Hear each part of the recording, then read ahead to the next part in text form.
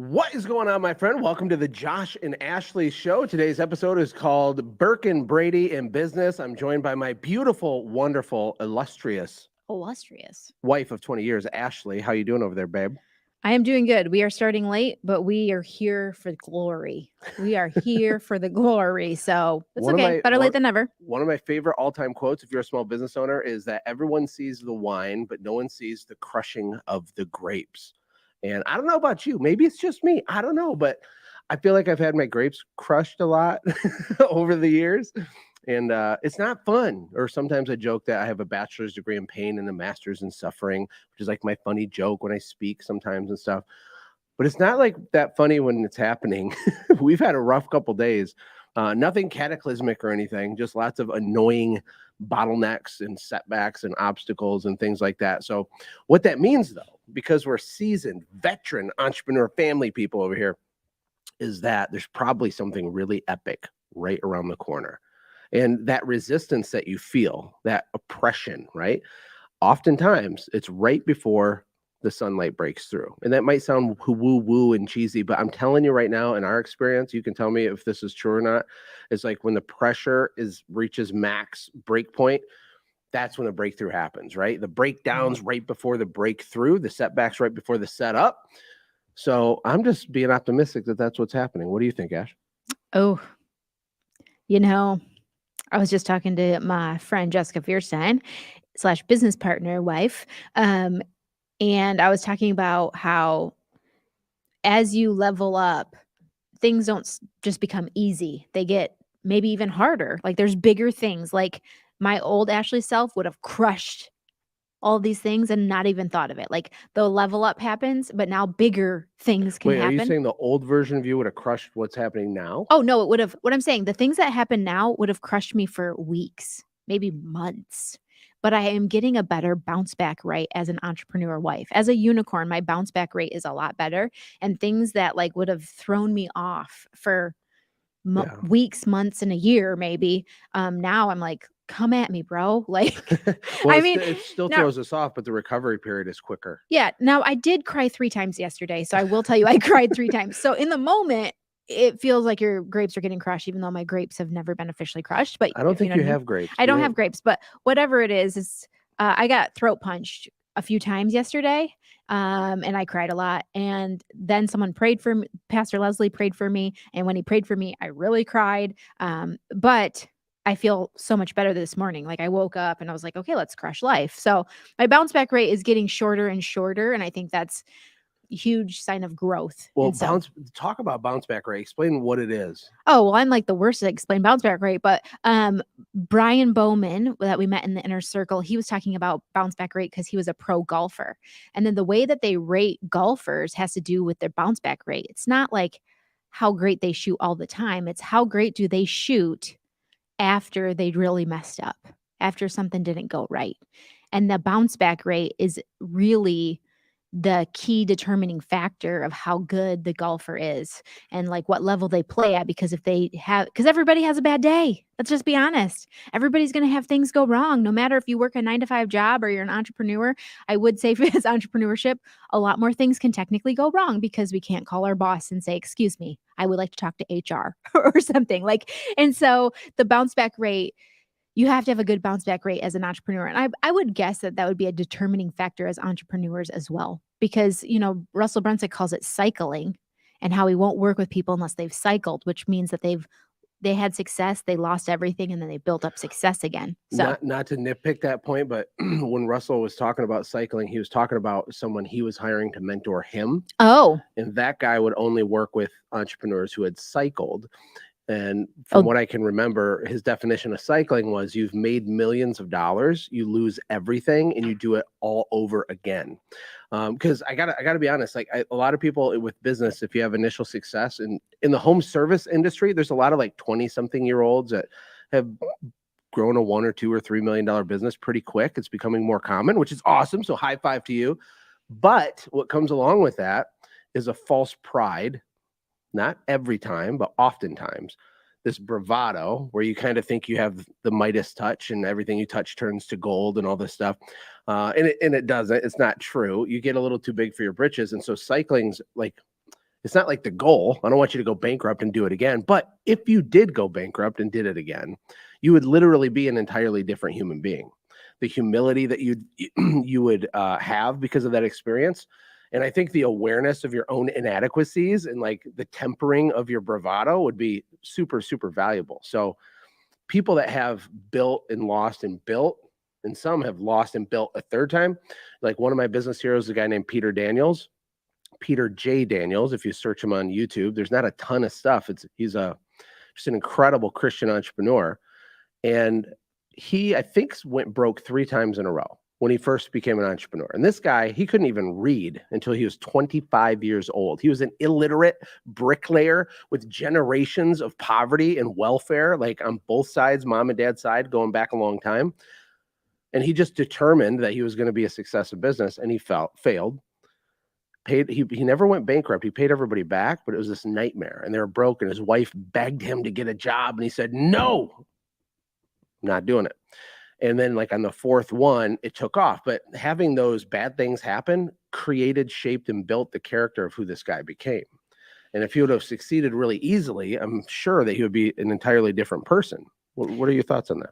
Oh, I think that is so cool. And you said a word that's really sticking out to me because I was also talking to my dear friend Jessica Fierstein, who's like, she's a superhero. I just want to tell you, like, if you're listening to this, you're a superhero. She sent me like meds to our house the other day because she knew people were getting sick. And she's like, oh no, you need Zycam. You need Zycam. And so she like sent it to our house. But one thing that her and I were talking about yesterday is, isn't it funny how personality tests, they don't judge character tests, and how in business, like Peter Daniels' character grew because he was a man of integrity.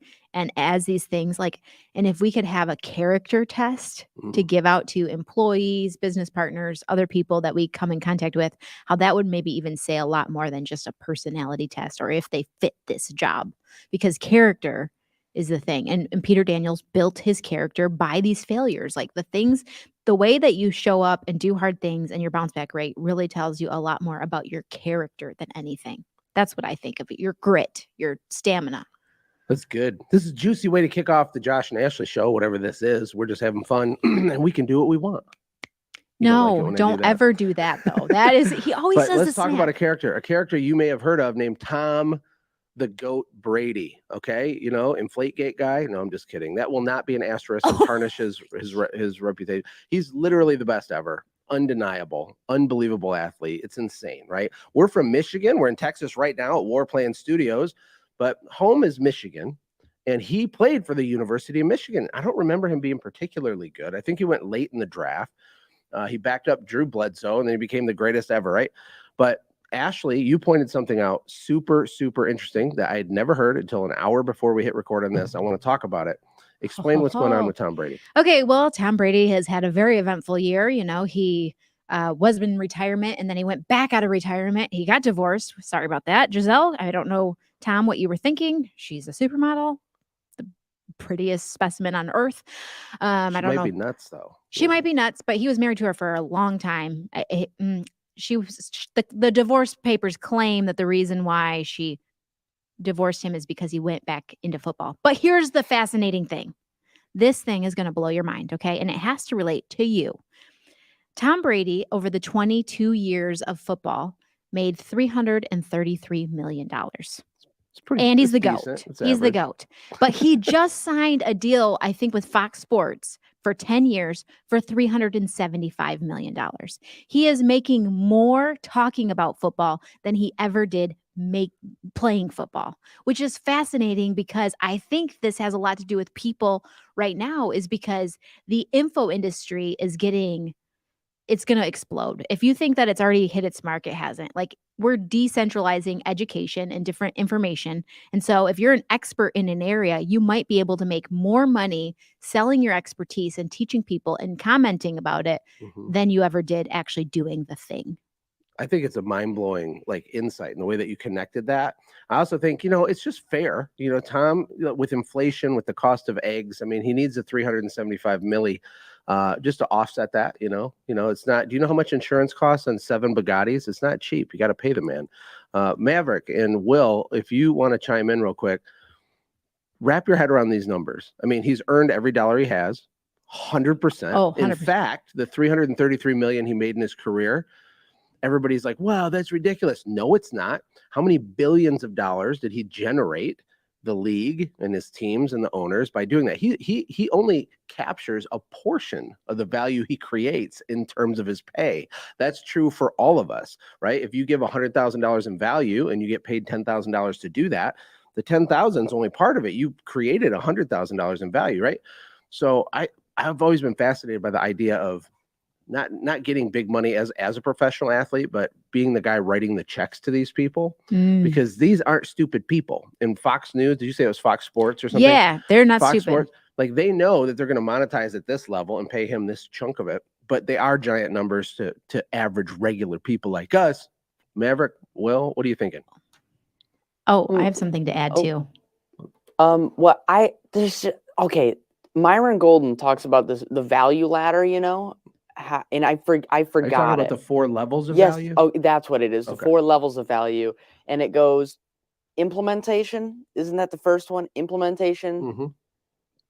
I need to get back up on it, but basically that really just shows a big jump from implementation of playing the sport to the next level. Which what is it? Do you remember? Yeah, what yeah. it is? The lowest level of value creation, according to Myron's epic framework here, is implementation. The one above that, the second lowest, is unification, which is like management of people. The third lowest, or the second highest, is communication, which is movie stars and actors, and I don't know. And then the highest form of value creation is imagination. So what just happened? He just jumped from implementation to communication, and the time span got chopped in half, and yet the money went up by millions and millions of dollars. Whoo, I didn't even think of it like that. You know, when sometimes I'll talk to business owners about what you just described, those 4 levels of value. And, you know, if you're the person in the field doing the thing, you're the implementer, there's a ceiling on how much money you can make. Now, apparently, technically, you're right, Maverick. Like Tom Brady's an implementer, but he gets paid millions. But that's like rare. But in most industries, you know, the implementers make less than the unifiers. I guess in sports, maybe that's not the case, right? Coaches typically make more than probably the average player on the team, but then there's a few players on the team that make way more than the coach. But communication, yeah, it'll be interesting. I mean, I don't have any beef or problem with Tom Brady. I've never seen him like speak. I don't know if I think of him as some amazing commentator, but I'm sure he'll be amazing at it. I don't know. Will, do you have anything? Yeah, I mean, I would say it's kind of like the natural like thing that I feel like these football players or even just like athletes in general, they usually go along. I mean, they have their time where they're playing, and then eventually it's like their version of like retirement. They get to just be in the studio, comfortable, and they just get to have their opinions on whatever's happening in the game, and they're just rolling in the money still. Yeah, I mean, at a certain point, it's not about the money, and that true. sounds impossible to people that are struggling, but it's really true. At a certain point, it's not about that. It could be about ego still. It could be about a scorecard, or I think the guy really loves freaking football. Like he does. And you don't play 22 years and compete at that level without being like a nerd for your thing. He really does. I mean, the guy didn't need money a long time ago, and he's been working, getting there early, staying late type of guy. It's a mindset type of thing. It's common among super high performers in any industry. If you look at like a Tommy Mello from A1 Garage Door, shout out to you, Tommy. These high performance people, they're just built different. Truly. Yeah, they're going to make a ton of money. Tommy will be a billionaire. There's no doubt in my mind. And Tom Brady will be a billionaire too, if he's not already.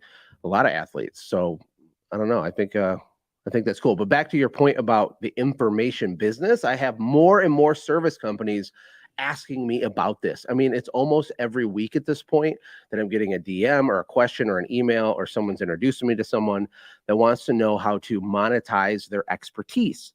And you might have like a plumbing company or something, but you might also be an expert at some other hobby or some other thing that you do, or you just saw your 7,000th Russell Brunson ad and you're aware of this idea of funnels and digital products and courses and workshops and e-commerce and making money on the internet.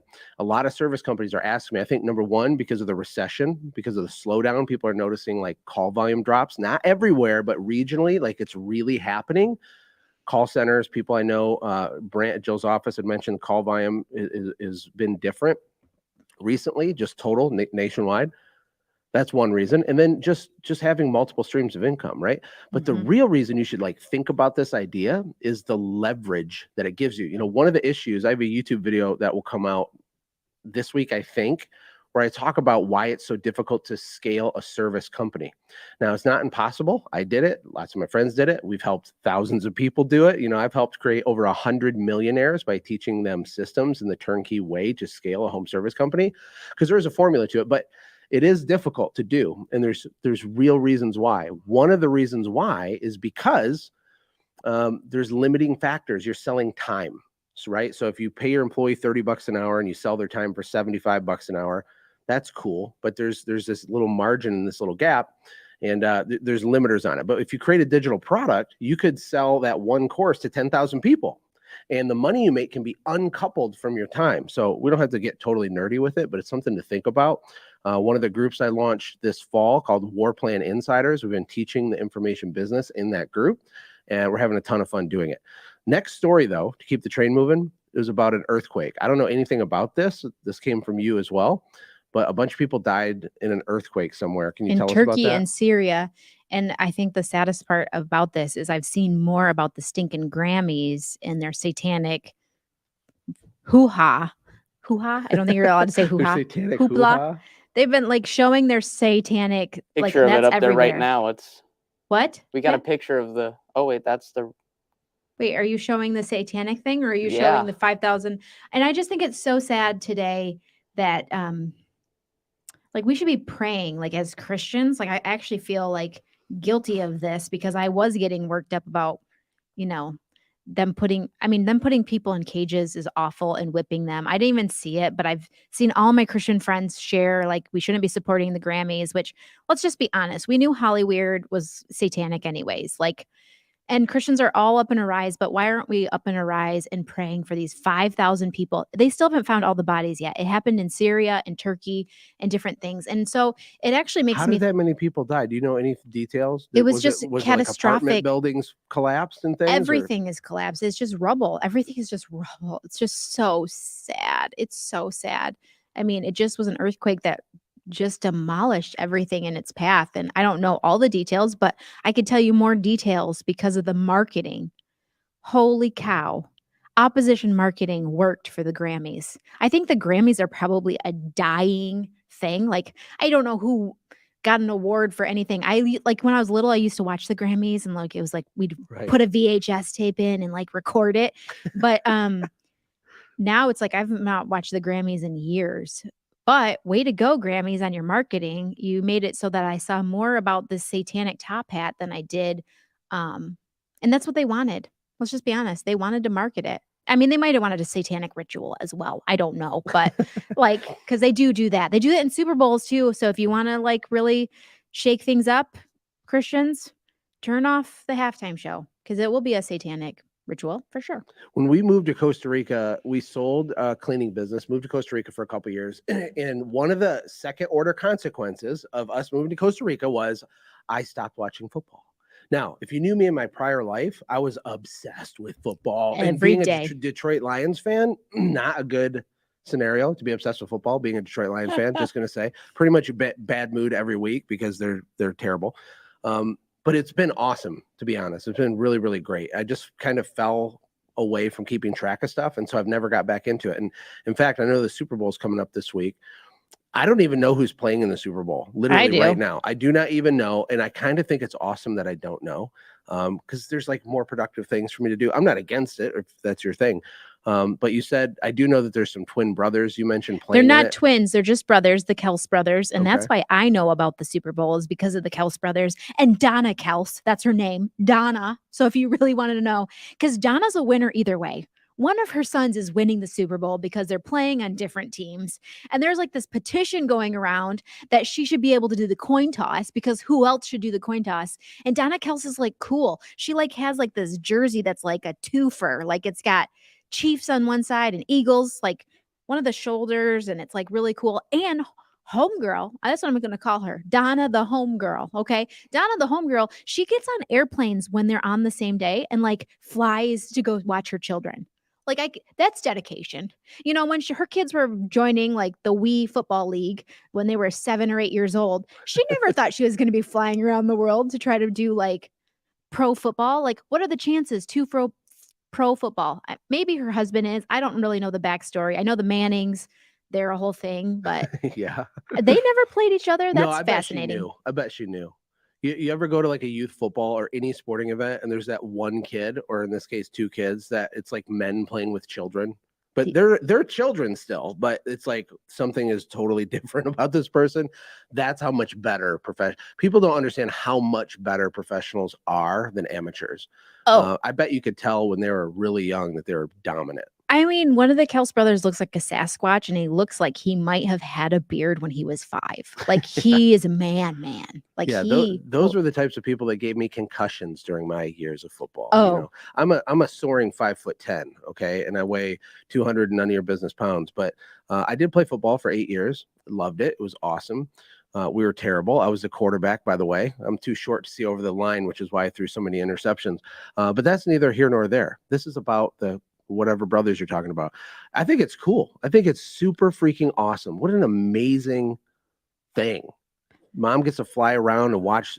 It's just so weird and so interesting. I think they should have like a Super Bowl party like for Donna Kels. Like I feel like if any year to bring people together, Donna's gonna do it, everybody, because she's gonna bring like the Super Bowl might be a place of unity. Still turn off the halftime show. Just saying. And I do have one sad thing about the Super Bowl. Okay. Usually it's the highest amount of human trafficking. So you better knock it off, everybody. Better knock it off or I'll come after you. Donna Kels is changing. I don't even know if I'm saying her last name right. Sorry, Donna. Donna is unifying the country, okay? If Donna can do it, you can do it. Okay, everybody? Like let's celebrate this woman. She needs a parade herself. Actually, she's going to get a parade because I can tell you this. This is happening. One of Donna's sons is going to win the Super Bowl and get a parade and go to the White House. So, way to go, Donna.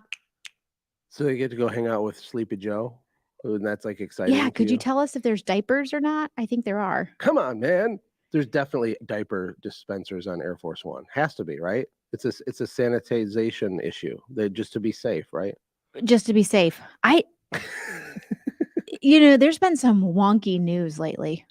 And that was a wonky thing, which we didn't talk about Sleepy Joe and the Chinese balloon. We weren't going to talk about the Chinese balloon, everybody, but what in the frick? That's probably why we didn't know about Turkey and Syria too, is because of the balloon. Everybody's like got balloon sightings and doing all balloon things. With all the satellites I have, I don't understand why they even did a balloon. That's like the wish.com version of spying or something. I think this is like when in World War II, how we had fake tanks. I think this is like a fake. That was genius. I think this is a fake tank situation. And this isn't even on the list of things to talk about, but I think it's Chinese marketing at its finest. They were like, let's just see this. Let's just trick everybody. Let's get them a little butt puckery. That's what he said. The Chinese guy was like, let's get them butt puckered. Didn't the balloon have an Alibaba logo on the side of it? It should have. China owns Alibaba, so why not? But I will say there was one other thing that happened in the news that I didn't tell you about. That's also one of these crazy things. I don't know what's happened with airplanes, and I think this might even be marketing of us in the days of like people are making us really nervous about airlines. There was like almost a collision at the Austin airport with a FedEx and a Southwest plane. Something happened with the air traffic controller, and one was trying to land, but one was taking off and like noticed it like almost a literal crash. Isn't that freaky? It's totally freaky. Which makes me think, how do I know about this? I should not know about this. Southwest, your PR people, your FedEx, your PR people, the people who are communicating, we need to like level up. You need to hire somebody for marketing. Okay. I do actually know a little bit about this. So from what I understand, Southwest, they were actually given clearance to take off. And so they got on and they were, they're rolling. FedEx was also literally right after the same air traffic controller that just gave the clearance, went back and literally said, yeah, you can land on the same runway, repeated it again and said, yep, land right there. And it was actually FedEx that was like, no, it's not clear, and decided to abort their landing. Thank you, FedEx. The air traffic controller actually didn't even save the day. It was actually the pilot, which is just insane. It makes me want to talk about AI. I mean, air traffic control, I don't know anything about it. I'm not going to pretend like I do, but it seems very stressful and complicated. And it's still reliant on humans, and humans are flawed. I don't know. You have a bad day, you're tired. If you have to work, I don't know. I mean, even if you're not tired, you can make a mistake, human error. And then with what's going on with Chat GPT and all this other AI technology, man, there's going to be a lot of jobs replaced. I think it makes sense to let computers run air traffic control, doesn't it? If the technology is there and it's tested and everything versus humans, what are you going to say? I just was having a bad joke. I mean, obviously FedEx wasn't on time, so that's probably why it was the pilot just taking a. It's just a bad joke. FedEx and Southwest both have had some issues, so it's like maybe it was an issue, and they're just like, yeah, actually, it was just because there was like, our pilot was actually a hero, so it was just a bad joke. So keep on going with your AI. I don't know where to say, but I could hear Maverick and Will laughing in the background. What's so funny about that? FedEx is never on time. FedEx is never on time. I don't hear people say that. That's kind a of thing. like, I mean, yeah. I always view, here's a creative marketing strategy for anyone with a small business watching this. You can use FedEx to make a lot of money. You ready? You want to know what it is? Here's the thing. Make a list of all of your competitors in your entire region. Put the list in a spreadsheet, like a Google sheet. Put the name of the owner of the company, links to their website, data mine out all the details. What's the office manager's name? What's their phone number? What's the LinkedIn profile? Like, get all the data on these companies, build this competitor list, and then start mailing them a FedEx envelope once a month or once every other month, just introducing yourself, letting them know that you are a buyer if they ever want to exit and get out of the industry. You wish them the best. There's more than enough for all of us, but just want to introduce myself, blah, blah, blah. FedEx was used a lot by Dan Kennedy because FedEx, they might not deliver on time, but the one thing they do have that's superior to just regular postal USPS mail is they have like a 100% open rate. Okay. So when we get our mail out of the mailbox, what do? This goes back to Gary Halbert, legendary copywriter. He said that there's an A pile and a B pile for mail. And this is what we do when we sort mail. We take chunk of mail, we stand over our trash can, and we go junk, keep, junk, junk, junk, keep, junk, keep, junk. And we throw it away. We got a half a millisecond to catch their eye, right? But with a FedEx, even if it's a flat envelope, you have to open that and know what's in there, right? Oh, for sure. If they open your envelope and it's on a lime green piece of paper and it's typed and it has a wet signature from you, like an actual signature. A wet signature? That's a technical term. Does that gross you out? The wet signature. I've never heard that word, and that's disgusting. It means a real signature. Come on. You will get mind share of all your competitors, because here's the truth. Most small business owners fantasize about selling their company 3 to 5 times a year. Probably right? 3 to 5 times a week. They kind of sit there like, I hate this. This is hard. And then they get on fire again. Then they hate it again. Then their employee quits and they say, screw it. I want you to buy all those companies because that's a way you can scale a lot quicker. So anyway, total side note there. The next story I wanted to ask you about was these Birkin bags, which, I have a conflicting feeling and view on this. But these are purses or bags or whatever, but they sell for like 6 figures for a bag. And I don't know. Do you want to know? Part of me thinks that's absolutely insane. The other part wants to slow clap for these people that figured out how to sell their bag for $500,000 or $100,000 or $50,000. I know they're all over the place. Okay. What do you think about that? Well, I have lots to say about the Birkin bag, but I have a little story if you like a little story. Last year, at this time, my husband, I was going to launch the Unicorn Squad, which I'm opening it back up, everybody. I'm opening up the Unicorn Squad for our year anniversary. We're opening it back up.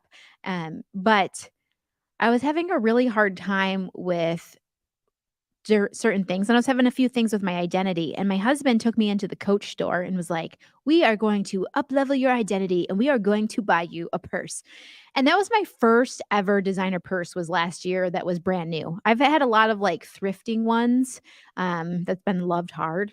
But that was the first time. And my husband went a little crazy in the Coach store and bought me my first designer purse. And he was like, we're going to up-level your identity here. And I'm not going to stop until I was like dry heaving. Like the first time I got my designer purse, I was like, ooh, I can't pay this much for a purse. Ooh. But then now the designer sale is on Thursday. What's a designer sale? At the thrift store, which is which is a thrift. You can only buy a Birkin pre-owned unless you have an appointment, which I'm going to talk about the marketing of the Birkin. Fabulous. But when I bought my first Coach purse, Bart Miller was like, "Oh, that's not that expensive compared to a Birkin." So then I went on this whole Birkin's thing. Okay, this is what happened. And if you don't know what a Birkin is, you're going to want to Google it because it's fascinating. Because to buy a fake one is like $700. A fake Birkin is $700. I know. But there's a Birkin at the designer sale. They posted a picture and I saw my very own first Birkin in real life. I don't know if it's a fake or a real, but I want to pass out. In what way does these Birkin bags, how are they different from any other? Well, I've never purse seen at a Walmart? Birkin in real life. No, but what about it? Is it made out of gold or something? I don't get it. I think it's a marketing company that just happens to sell purses. That's what I think it is. It's a very luxury item. They're one of a kind. So this is what happens. Okay. First off, you have to get on the list. You have to get an appointment. And for all the people who are really Birkin people, I'm sorry if I butchered this, but we're just going to kind of like recap what a Birkin is. So you get an appointment to get this Birkin. And sometimes you have to wait years and people will sell their appointment dates. You have to get pre-approved that you can pay the money for a Birkin before you even show up to an appointment. And you show up to an appointment and you're not in a store. You sit in a luxury chair and then they bring the Birkin to you. They look at your soul and then they say, which Birkin do we think? And then you are presented with one Birkin. And then you either say, yes, I would love to buy this Birkin, or no, this Birkin's not for me. If you say, no, this Birkin's not for me, you have to turn around and you have to leave. They don't show you another Birkin. Whoa. Hold on a second. This is brilliant. Okay, I'm not done yet. They don't just have all the stuff No. and you go pick one. This is the story of the person that I know who had an appointment for a Birkin. Okay. This is a true story that I know from one of our friends. Okay. She said yes to said Birkin. I can't remember what the total was. They brought out a second one. She said yes to the second one. She brought out she ended up paying like $175,000 for all three Birkins. She didn't love all the Birkins, but she didn't tell him that she didn't love the Birkins. She bought the Birkins. I think she sold two, made more money off of it. It paid for her Birkin. But anyways, these Birkins are bougie, okay? And there's certain levels to what your Birkin is. Like a Himalayan Birkin is the most expensive, and I think Kim Kardashian owns it.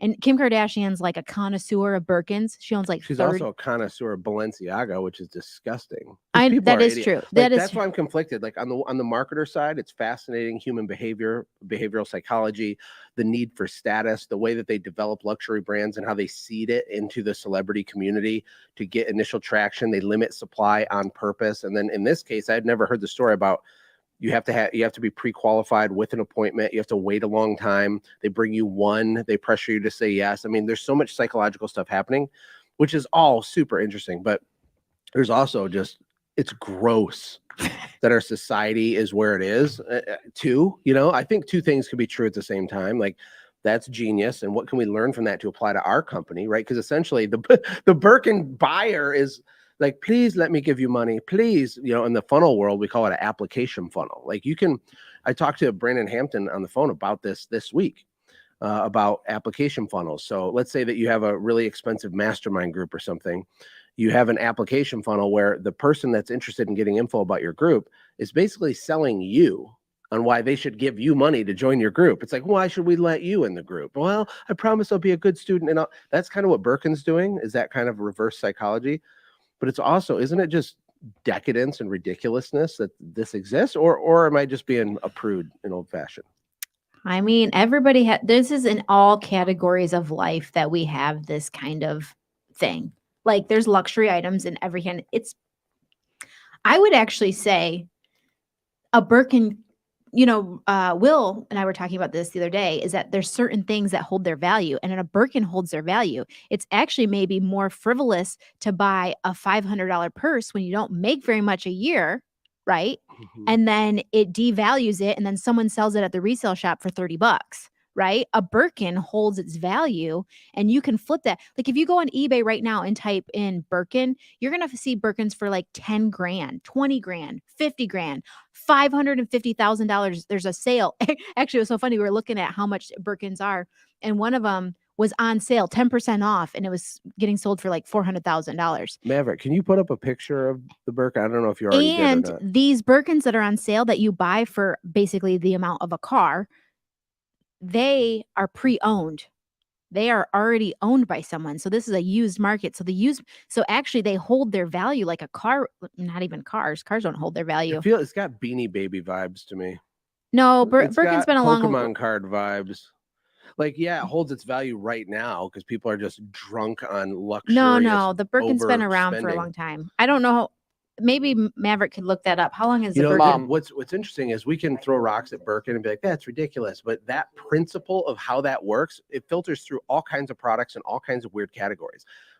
What I'm focused on is the behavioral psychology of people and why we do what we do. Most people believe in their heart that they act on logic, but it's entirely untrue. Most decisions you make are post-rationalized, which means you do almost everything on emotion and then logically justify it to yourself after the fact or during the fact with logic. But I remember growing up, my dad, he worked in the shop, and he for years would talk about getting these boots called Red Wing shoes, Red Wing boots, or I don't know how much they are, but to our family at the time, it was like buying a car. It was like $300 for these boots, 25, 30 years ago. And it was such a big deal. But that's an example of a same kind of thing. I mean, of course, the boots are higher quality and the steel toe and the handcrafted inverted flux injector valve sole of the shoe, whatever. But we build up these things, and there's these subcategories of smaller items that are really operating under the same principle as Birkin. And Bart Miller would say that this is 1986 is when Birkin started. what year? 1986. 1986. Okay. So 1986. But a Birkin, like what Bart Miller would say, is like a signal or it's like a dog whistle or a token. Yeah, like I would have no idea what Like, it is, but certain people A woman would. walks in, your wife walks in with a Birkin, there's going to be some ballers that if you bought your wife a Birkin or not. Like, it's not like, oh, I bought her a nice present. Like, everybody knows, like, if you've actually paid the money for a Birkin, you're going to notice a Birkin walking in the room. That's all I have to say. Well, it's also sad because it just shows you how I don't know. But Wait, let me tell you. It never stops. No, that's true. So true. So like, I remember when we lived in our trailer park, I'm trying to think of an example when we bought something that was like a big deal to us. Something that's probably not actually a big deal was a big deal. My red car. Your red car. Perfect Oh, example. my goodness. That was so I bought you magical. a used Pontiac Grand Am, Oh my cherry God. red with the perfect amount of rust. No, there There was no rust I on know, that I'm thing. just- It was but a it was beaut. it was very used. It was like a $5,000 car, I think. You put But a bow on I brought it. it to the trailer park and put a bow on it. For my birthday. Was it for your birthday? Yeah. That was a big deal. But then, like the joy that we feel from accomplishing that little acquisition of a material thing, which was real joy. How many days does it take to realize that there's a Cadillac Escalade or some other thing that's better than the Grand Am? I mean, it doesn't take long. There's this law. It's Mhm. called the law of familiarity. And you can see this, like when you get a new car and you're like, don't eat French fries in my car. But over time, you don't care, and there gets a scratch in it, and it Becomes gets a dirty. French and you fry just don't museum. care. Becomes a French fry museum. This happens with relationships. This is why we're meaner to people we're closest to, but we're nicer to strangers than we would treat our own family. The law of familiarity. But I don't know how that exactly ties to Birkin, but my point is don't get sucked into this buying things you can't afford to impress people who don't care about Yep. you. Like it's an endless, pointless cycle. Although it is fun and it's cool and you do you, and it was fun when we bought you those Coach purses because that was a few $1,000s worth of things you didn't need. You have lots of purses, but there was a reason we did it. And it was because It was almost I could care less about a Coach purse, but what does matter to me, for my wife and I, is that we're always trying to push the boundaries and level up who we believe we are, what we believe we're capable of, and what we believe we're worthy of. And it's Mhm. just a bag. If we can get a bag, we get a bag. But you had this emotional response of like, no, I'm just the trailer park girl. I'm not supposed to have a Coach purse, which is totally ridiculous. Buy a thing. So a lot of lessons in that. Lots of different weird See, lessons. purses can cause lessons. We actually do have a question from Oh. Alex. Okay. He said, related to this topic, would you guys say that there's only certain products for this type of marketing, or can you do it with any in theory? I think in theory you could almost do it with any. I mean, I was talking to a maid service owner like a month ago about like what would a maid service company look like if it was only a top shelf, invite only, prestigious, super expensive brand? Like what would have to be true? And we were just having fun. It was like a thought exercise. But imagine the cleaners show up in black Mercedes as their work vehicle. Imagine they're all really good looking. Imagine they're all well spoken. Maybe they're bilingual. So they're educated, smart. They have a black Mercedes, right? And then imagine they do things in your house that a normal maid service wouldn't do. They do all of your dishes. They do some meal prep. They do your laundry. Plus your house gets cleaned. But imagine this. Imagine the status it could be when word got out of what this, you could call it black tie cleaning or something. And the website it's invite only. Packages start at $2,000 a month. Boom, boom, boom, word would get out. And so if you get in a gated neighborhood and they see this, right? And over time, if you can survive long enough, I think it would absolutely work. I think it would absolutely crush. It would be a flex to be like, oh, black ties here. I got to hang up, right? And so even an example of just someone cleaning the toilet, I think it can work. So it's fun to think about. And I think it gives power back to the business. Like if God, you so much. really like set this up well, it gives you more power because then you get to be picky on who your customers are. So then you're having a higher paying customer, but they also are not going to be a picky, crazy Karen because they'll get fired. They will get fired. Yeah. Just like the Birkin, you said in the example of Birkin, if you say no to the purse that you didn't even get to choose that they bring to you, they're like, okay, bye. Oh, what a weird reversal of roles, you know? It's so interesting. And so if the client's complaining or being too weird, you could just like fire them, right? Yeah. So I think it could work in any industry. I mean, you just might have to like sit there and think a little bit harder. Well, even our Kid War Plan journal. So we did a family project called the Kid War Plan. If you didn't get one for your kids yet, go to kidwarplan.com and buy it because it's amazing. But it's a journal that teaches kids entrepreneurial ideas. And they do activities and journal in it each day, but it teaches a lesson each day for 90 days.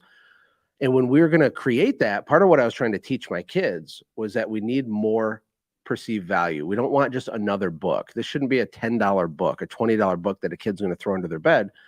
So what did we do? We made sure it was literally handmade. These things are a nightmare to create. It's been difficult.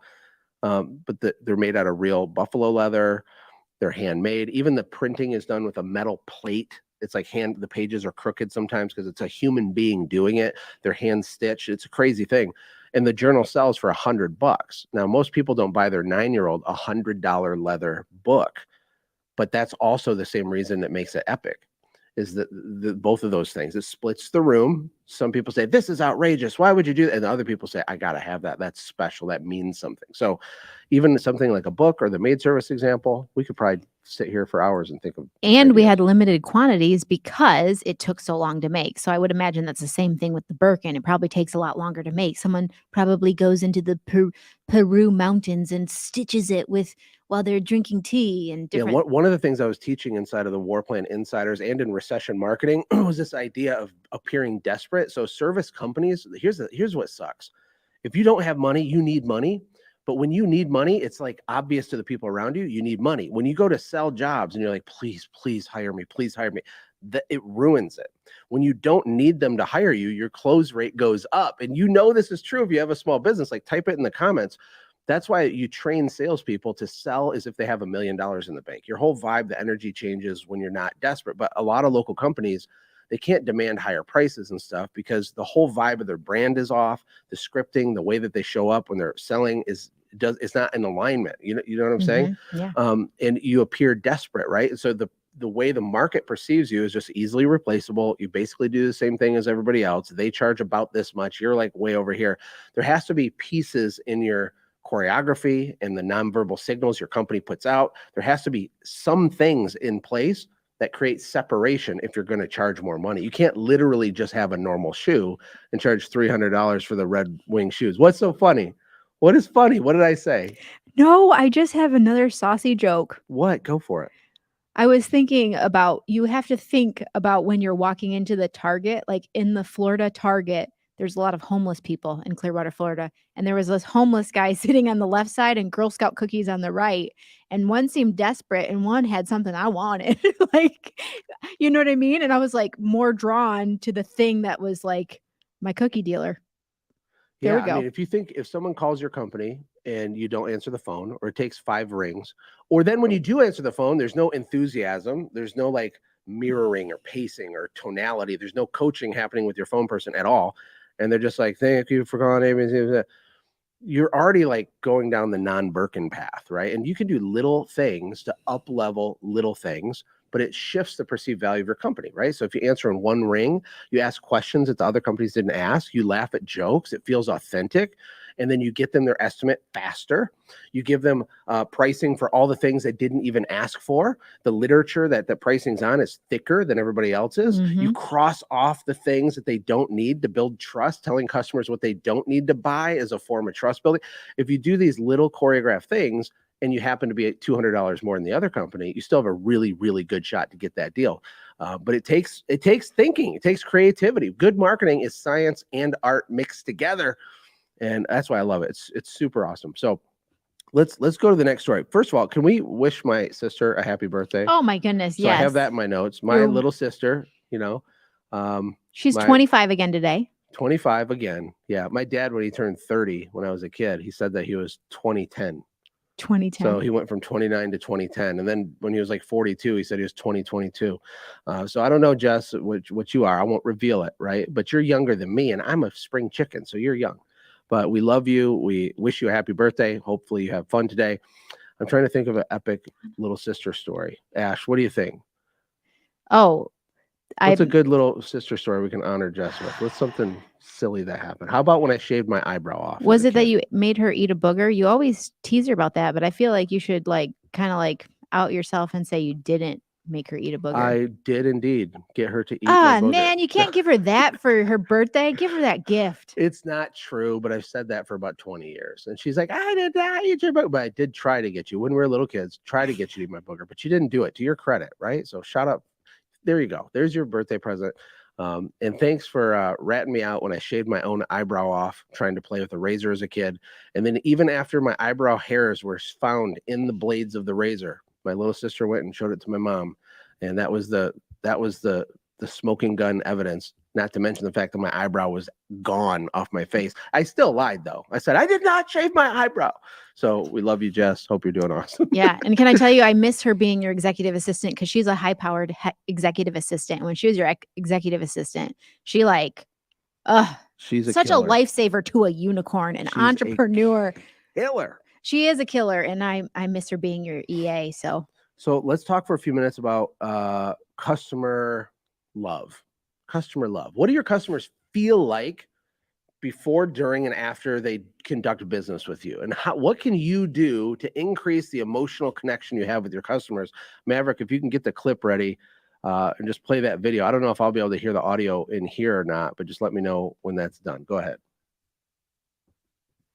For one moment, please. You can get to the next subject. We're going to try to transfer this to the correct console to get it working. Yeah, not a problem. Okay, we'll come back to that because I want you to watch this video clip that's hilarious about emotional connection with your customers, just to give you ideas.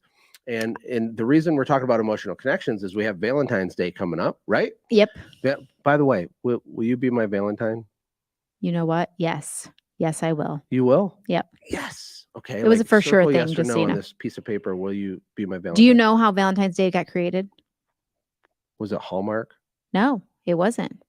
I researched it. I don't have a whole deep depth of it, but Saint Valentine was killed on the 14th, and he befriended the jailkeeper's daughter. I don't know what shady business was happening. So he's about to get killed, and he's got that and on his mind. Said, I'll always be your Valentine or something, like from your Valentine, because his last name was Valentine. And so like he passed a note saying, Valentine, like sharing his love. So that's like, that legend has it. I don't know if it's really true, but Hallmark might have done a good job. But Hallmark just invents silly holidays. Like, should Valentine's Day be considered one of those silly holidays that are just exploited for corporate interests? Like, do I have to actually buy you chocolates and flowers and gifts because someone invented that day? Like, am I morally obligated? What are your thoughts? Because I'm just saying, like, which holidays count? Is Sweetest Day a real thing? That was made up by Hallmark, wasn't it? ladies, it is hard to be married to a logical marketer. And I will tell you, yes, you're supposed to do that. Even if you don't want Valentine's, trust me, women love the Hallmark holiday. And if you don't, women, I'm sorry, just shh, just because this girl does right here, okay? And I don't care if it's a day that you have to, I think we like to be thought of, and it's like one of those things. So I will tell you, there's probably a lot of like sad people Isn't on it more Valentine's Day. meaningful if I would do something that's not attached to any holiday? Yes, it Okay. actually is more meaningful when you We don't got do the something. video. So we got it in the computer, and we're just gonna see if it has sound. We hope it does. Let's see. Okay. Okay, just try it out. It does not here. Here we go. It is not playing sound currently, so we're gonna try to figure that out. Okay, well maybe I could No just big deal. repeat it. Maybe I could just like mouth it. No. Just wait. Maybe they'll figure it out by the end. Or Okay, we'll do it in the next So let's one. just keep talking about Valentine's Day. Yes, you should get your wife some Valentines. Now, No, I but my think question was, isn't it more meaningful for me to do a gift and be thoughtful randomly, not attached to some pressure of a holiday? yes, but Yes, I but think is it a yes? Is it a hard yes? Like, mm, how could it not be I like that way more, but meaningful? Valentine's is like a guarantee. Like, and then you have But on my you side, have it's like a this right to be a obligation. little pissy if your husband doesn't do it. That's what I think. I think Hallmark gave women an out, so we can either say yes, we are loved, or I'm not talking to you. I mean, on the flip side, don't men say that they have that they are owed something on that day? Like they bring the love, and then Like the what? women Like brings the what? What are you fire. thinking about? I What don't are you thinking know. about? I don't know. I'm What just saying, like particularly? that's like kind of the thing. They've sold sex on Valentine's Day as well. Everybody, sorry, purple unicorns. This is PG-13. So is this a guaranteed transaction then? Oh, Chocolates for oh my gosh. for purple unicorns, or how does it work? I mean, no, but yes. It is a great opportunity to market your stuff to your customers, though, because you should have seasonal campaigns and fun, cute, quirky copy and emails and texts and things for all these holidays, and find a way to bridge it to whatever it is that you sell, right? So because it's Valentine's Day, get your carpets clean for blah, blah, blah, and like make connections and things. Show the ones you love that you care Right. with ABC carpet cleaning. So your loved ones can. We're also all just leaning into this pressure to buy chocolates. It doesn't have to be chocolates. It could be flowers. It's it could basically heart-shaped boxes of chocolates, stuffed animals, flowers. I did hear a cards. fact. Did you, Sawyer? He's our scientific guy. You know, he has all the facts, and I think he threw this out at me. He said chocolate releases a chemical in your brain that like is the same chemical as falling in love. Serotonin. Yeah, I think. that might be it. But basically, That's it gives you the same feeling as falling in love. That's what he told me. So that it's a good treat. So for Valentine's Day is actually a man's. So they are giving chocolate to get purple unicorns because we feel loved and our Is it chemicals. most things that people give with the hope that they get something back? No. I'm not saying that's good, not with literally everything, but mostly that's what life is, isn't it? Pursuing some sort of reward. This isn't like shocking. This is just depressing to you, but it's true. Is it not true? I wonder what the depression rate of women who get nothing on Valentine's Day or get like No, look, something that's don't like get it twisted. on the sale aisle because no one bought it because it's the last Don't get it standing twisted, because obviously I'm chocolate. buying you Valentine's Day stuff. I'm smart enough better to know now. that I have to now. I'm just trying to deconstruct, understand, give us options, have a fair, honest discussion about holidays in general. Of course, you're going to get something for Valentine's Day. And not to mention, for everybody watching, Ashlee's 21st birthday is tomorrow. Because my sister's birthday is one day before Ashlee's birthday. So shout out to you, pre-happy birthday to you. I now became younger than your sister. But we got birthday, and you like to have a birthday week, not just a birthday. I know, but I think I married the wrong person to have a birthday week. Yeah, but we do. I would like a birthday month, We do please. surprise things that are more I valuable know. than Valentine's Day stuff. That is true. That is true. When my husband goes all in, like You we'll just have told a whole story about Coach. well, yes, then we you will want- have a dry season, and then my husband goes like overboard, and it's like excessive, and he like drowns me in love, and I'm just like this is so much, and so I'm not like an every week I get something thoughtful kind of marriage. I'm in a once in a while I get doused in like marketing and love. So, but And yeah, I want to take you to Vegas for your birthday. I know you want to take One me of to your Vegas. unicorns seeded that idea to me. Do you know who? I know now it was one of my unicorns out of my Wednesday group because I talked about it because they said, what would your ideal birthday? And I was like, really? Cassandra. I knew it was. So she gave me the way to idea go. because I'm a dumb robot and I wasn't even thinking. And she's like, Ashley would really like to go to Vegas to eat this weird donut, some sort of donut. Who goes to Vegas to eat a donut, by the way? Me. I want to go to Vegas to eat a donut. And this is the power of social media marketing right here. Okay.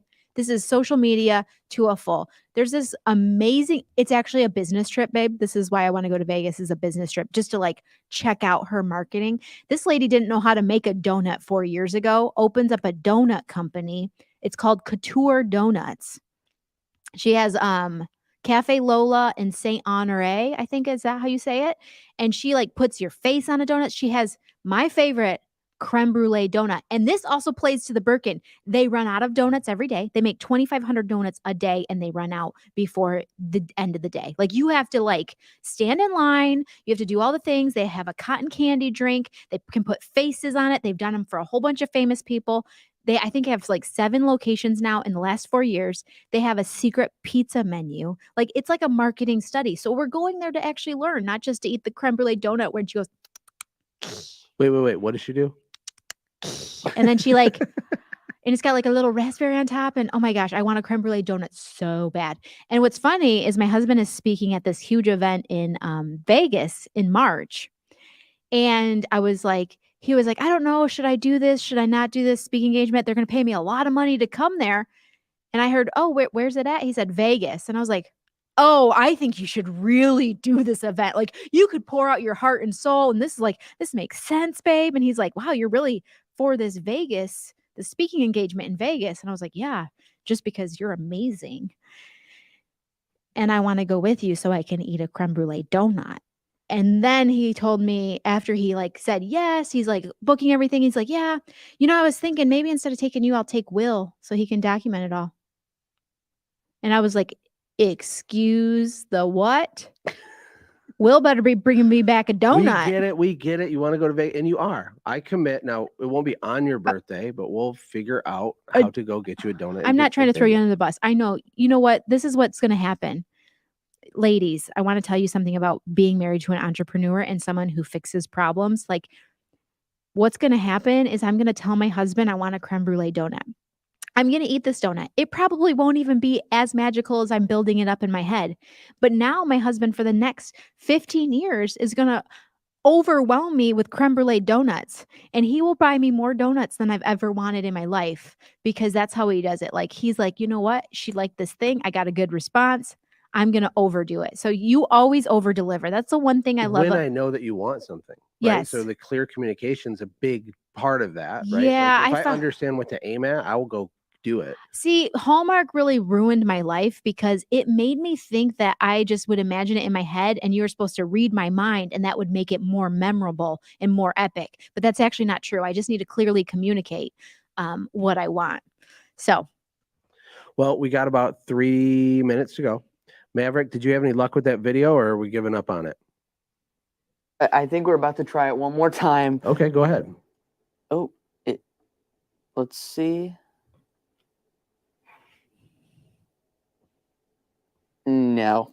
It's okay. We'll cover it next week. We still have one topic on our list here, and then we can close out in prayer. Look, if you're a small business entrepreneur family that loves God, family, country, and capitalism, like you're in the right place. We're having fun doing this. Ashlee and I are building lots of things to serve you, to serve your family, your kids. There's going to be events in the future. There's going to be advanced, next level epicness in terms of marketing, education, and all kinds of stuff that we've been building in the background. And we're having fun doing this show, whatever this is. We both launched YouTube channels. And we want to make a dent. We want to do stuff. Plus, with our own kids and your kids and your families, we're super excited. So the last thing you had on our list that you want to talk about was about friends that show up and show off. I don't know what that means or where you wanted to take that, but run with that for a minute. I already kind of mentioned it in the beginning, but like having a friend like Jessica Fierstein literally is changing my life and the way I show up in the world. And just really good at like words of affirmation, and she's also a unicorn. But like she has, when my kids are sick, she will send a box of groceries to my house, or she knew that I was like starting not feel good and my kids were sick, and so she sent things there. And I just think it's really important when you go into business with people. There's no one I'd rather be business partners with than the Fiersteins, because if they know there's a need, they show up and you don't even ask or expect it. They've, watched our kids. She is a Proverbs 31 woman. And I love it because she also knows more Tupac songs than I ever would have realized. So that just makes me love her That's a wholesome. random fact. Here's a thing, and this has to do with mom guilt, which one of my reels of mom guilt went pretty big this last week. But talking about mom guilt, we were talking about this in the Unicorn Squad, and then how that's hard to deal with. But it's a good story. This is a good story, I think.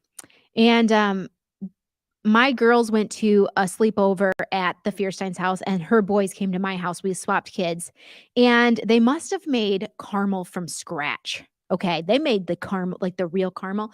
And the next day, Finley comes home and she goes, can we make caramel like Miss Jessica? And I'm going to tell you, when Miss Jessica makes something, it tastes like Paula Deen, Betty Crocker herself made, like Emerald. I don't know. Like this woman makes coffee and you feel like you meet Jesus. Like it's like got crack in it or something. I don't know. I've never had crack, but if you've had a Jessica Fierstein coffee, it gets you, you're in heavenly realms. Okay. And so I looked at my daughter, and in this moment, I could have been jealous of Jessica Fierstein. I could have said, but this is what I said. Mommy's going to buy caramel. But I am so glad you make caramel with Jessica, because Miss Jessica makes probably the best caramel on the planet. So let's set up a time where you can go back and make caramel with her, because I know what would have happened. I would have made the caramel. I would have been cussing under my breath. It would have been a sticky mess. I would have probably burnt it. And then she would have still said, this doesn't taste like Miss Jessica's. You know what I mean? Like we as moms feel this guilt and this pressure to show up. But I think it's really important to put people in your life, to have a tribe and a village where they can go to their house. And I don't need to know how to make caramel, because I can send my kids to Miss Jessica and she can make a caramel. And so I think relieving that mom guilt, but also not getting jealous of people, but having people in your tribe that they can shine brightly, that they can be the winners. Vice versa. I'm trying to think of how to outwow her, and I have zero ideas, because I feel bad that I'm her quirky friend, that I'm just like, I can tell a joke and not even a good think, one. Yeah, but no matter what you're good at, everybody's good at different things. And whatever you particularly are good at, you probably don't value that much. And the reason that that's true is, you're just you, right? Certain things come easy to you that are hard for other people. And certain things come easy to Jess that are more challenging for other people. So, I think God made us to be interdependent, not independent, to be interdependent. We need each other. Lone wolf mentality will hurt your business. It'll limit your income. It'll limit everything. Don't do that. So go get yourself a good Jessica Fierstein style friend. Shout out to you, Jessica Fierstein, because you're awesome. And Josh, we love you guys. And I'm going to close this out in prayer. Okay. Awesome. Yep. Dear Lord, thank you for life. Thank you for the opportunity to pursue the purpose that you've given us, God. It says in the Bible that before the foundations of the world, you'd prepared good works for us, things that only we could do if we just have the courage and boldness to go for it. And I just release boldness onto everybody listening to this, including us and everybody in the studio. Release boldness, certainty, faith, Lord, that we can move faster with more volume, with more joy than we have in the past, God. Help us to stop being our own biggest enemy, getting in our own way, messing up the stuff that you're going to do for us, the doors that you're opening. Help us to stop trying to reopen the doors that you close, and help us to give you all the praise, honor, and glory when it all happens, Lord. We just want to praise you, worship you, honor you, and that's it. We just thank you. In Jesus' name, amen. Amen. We'll see you next Tuesday at the Josh and Ashlee Show. Peace out.